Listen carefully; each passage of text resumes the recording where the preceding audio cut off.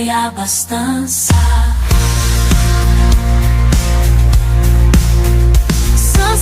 Sansão, tão forte e fiel com Deus no coração. Ele venceu o céu.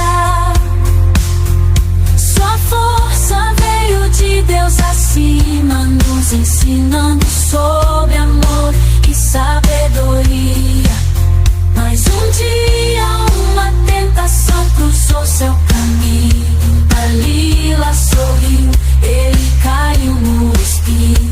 Traído por amor, ele perdeu seu poder, mas Deus estava com ele sempre a proteger. Sansão, tão forte e fiel com Deus no coração.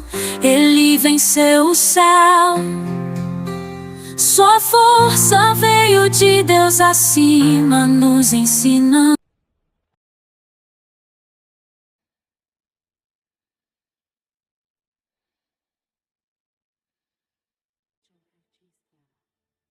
O cabelo de Sansão.